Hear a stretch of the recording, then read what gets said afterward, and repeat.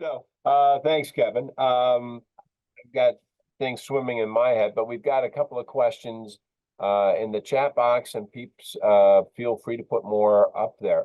Anthony Gallos, is it Gallos or Gallos? It's Dallas. Okay. Ask this: how does an originalist interpretation of the Constitution affect evaluations of discrimination? Is it always dependent on the specifics of the case?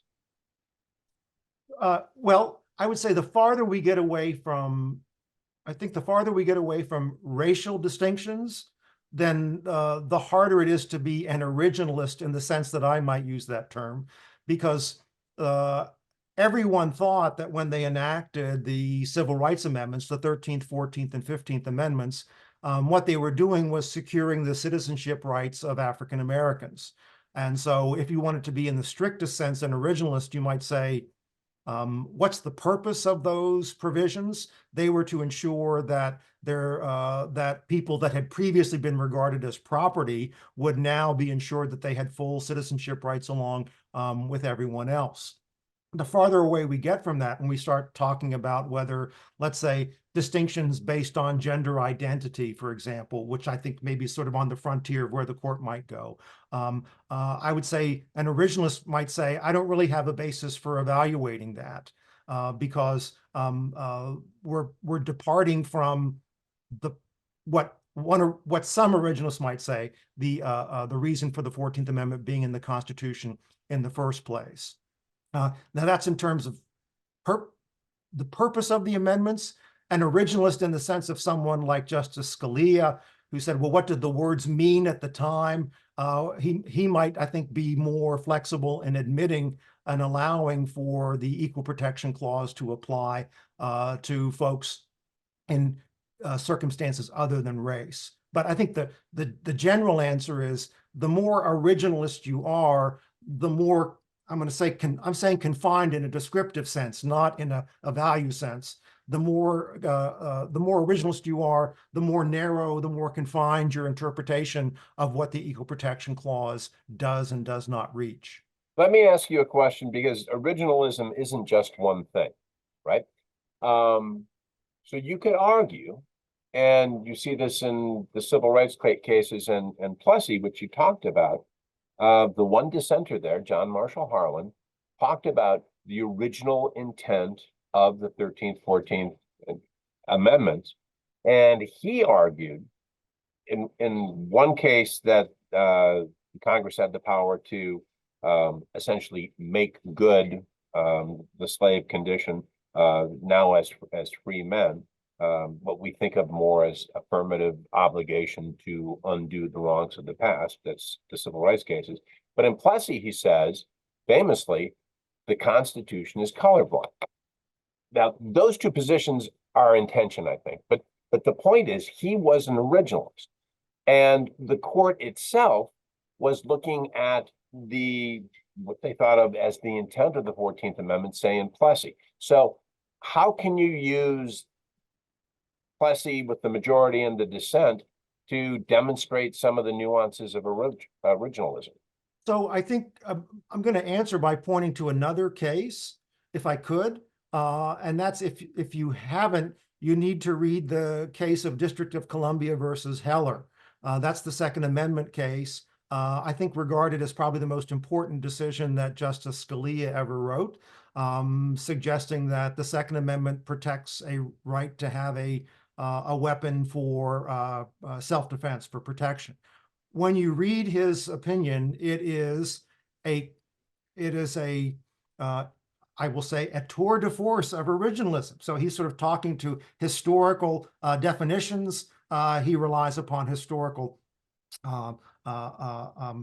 dictionaries, pamphlets of the era in which the Second Amendment was written. It sort of looks like what you would regard as an originalist argument. Then when you turn to Justice Stevens' dissent, it is also a tour de force of originalism. So he makes an extremely equally persuasive case that the originalist view of the Second Amendment does not embrace what he argues. And so so that's a sort of illustration of the kind of pitfalls associated with originalism is that you can always usually develop an argument one way or the other. But when we take it back to the 14th Amendment, I think it has been a matter of, and I should say, I don't know enough about the history to resolve it, but I do know that it has been a matter of historical debate amongst the justices about just what discrimination was meant to be prohibited by the 14th Amendment. And so, you can look at some historical records that say, obviously, Congressman Bingham intended it to apply to all forms of discrimination. Others will point to evidence to the contrary. I don't know how to resolve that, but when you say, how do you take an originalist view of the 14th Amendment?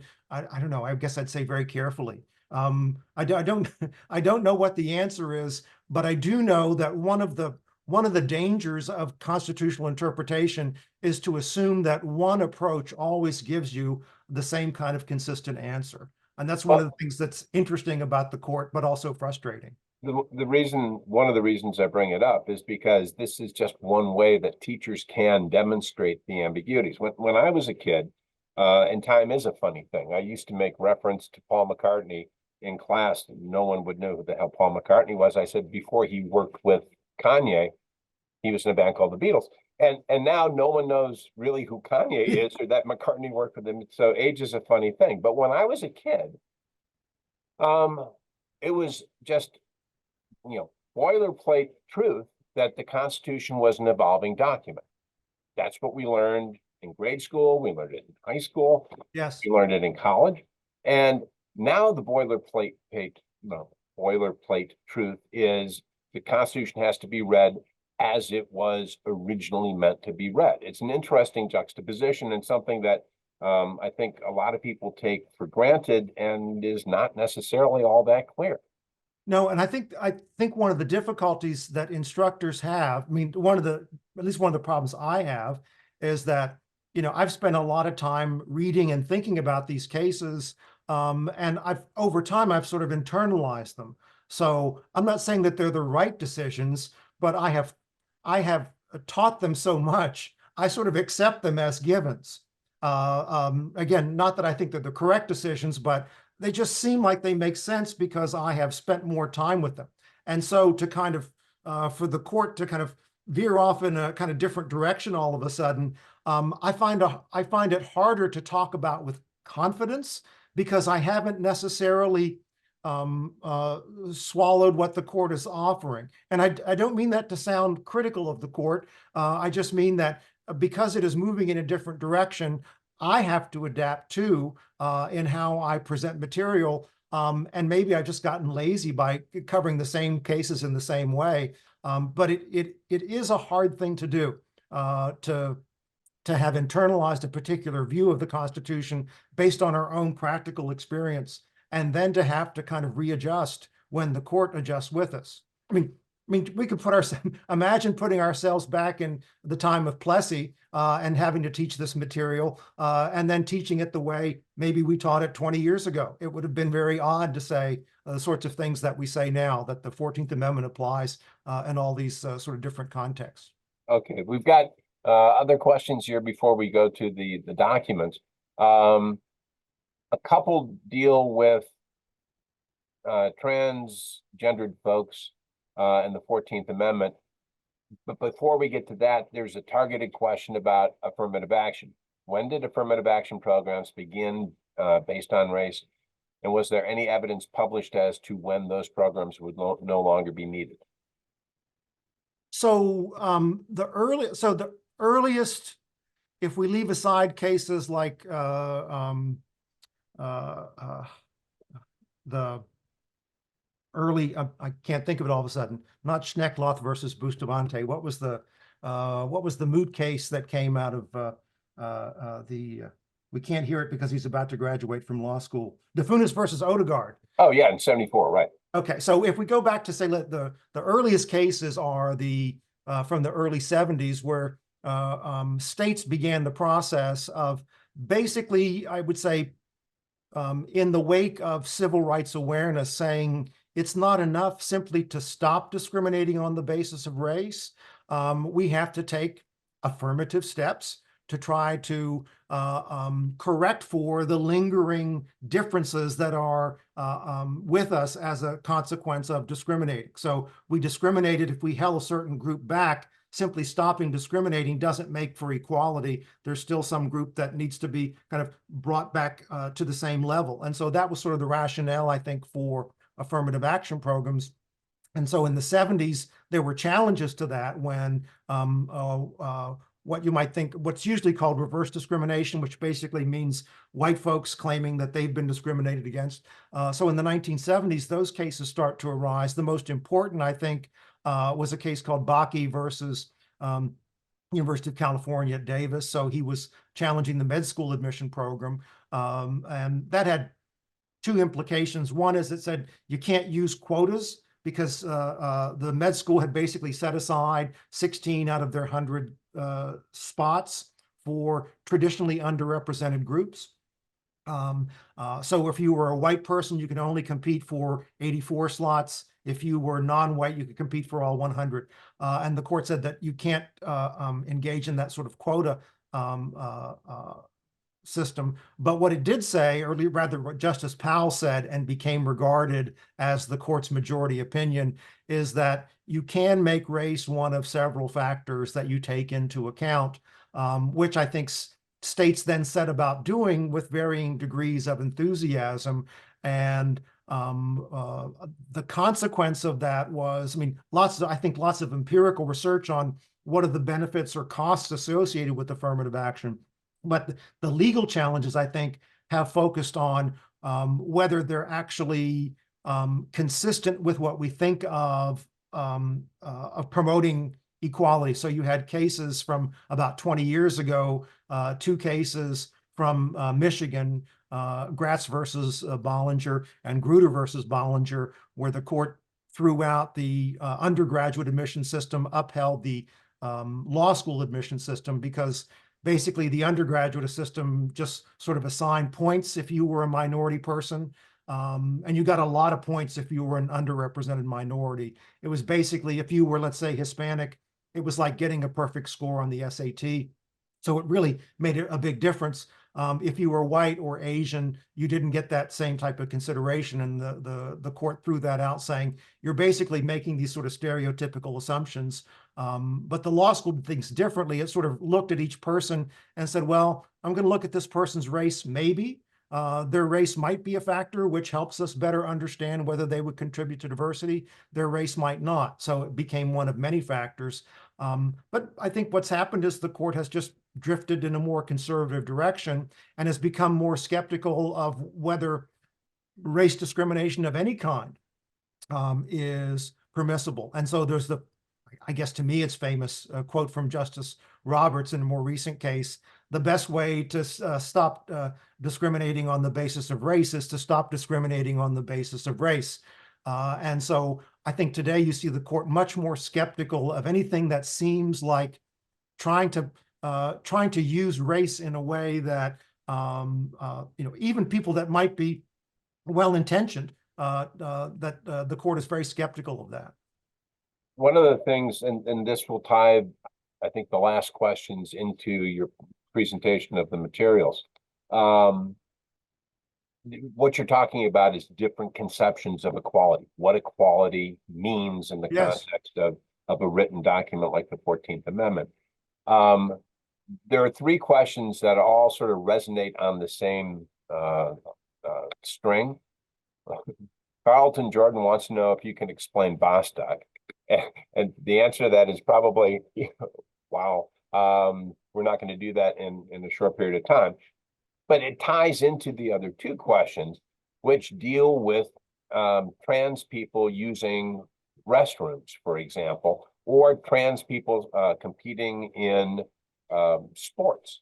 And go back, if you would, and feel free to spring this into your discussion of the text, to your levels of review slide. How do you know what discrimination is unlawful? Right. And so this is a fascinating question. And I think one of the difficulties the court has itself because it's a collegial body. So if I'm writing the court's opinion, I might have some pretty clear ideas about what I would like to be in there, but I've got to get at least 4 other people to join me, and that might not be the easiest thing in the world to do. And so when you look at some of these cases that fall outside the realm of race and gender, where the court looks at discrimination based on sexual orientation, for example, it uses language that looks like strict scrutiny, but it's not necessarily employing the test. So we talk about things like fundamental rights, or the need to treat all people with respect, and that everyone deserves the same type of, everyone's viewed the same in the eyes of the law. But the court doesn't come right out and say in those cases that involve, let's say, same-sex marriage, that it's going to use strict scrutiny. I don't think that they've not yet settled on a kind of what you might call a slot or a bin for how they want to view those. I think that the court is, and this is sort of speculation on my part, but I think like a lot of people, they're uncertain about how to view these new categories. They want to, I think they want to do right by the people that are involved. They want to act conscientiously, but I think they also don't want to act precipitously. And the more vague you can be about the standards you use, the easier it is to wiggle a little bit down the road. And so if the court were to say distinctions based on gender identity must be judged by strict scrutiny, that sort of locks it in until the court is willing to reevaluate if it would be some point down the road. So I think the more recent the form of discrimination, I think the more uncertainty you're going to see from the court about what standard of review to use. Because there's nothing compelling them to cite these standards. They just say, well, it'll be helpful in this case, but maybe not so helpful in another. It's frustrating for those of us that are thinking about it, want to discuss it with others and describe it, because sometimes we expect the court to tell us, how do I know whether this form of discrimination is illegal? And the court sort of uses more abstract language that makes it harder to kind of divine a, I don't know, a rule. I can't hear you, Joe.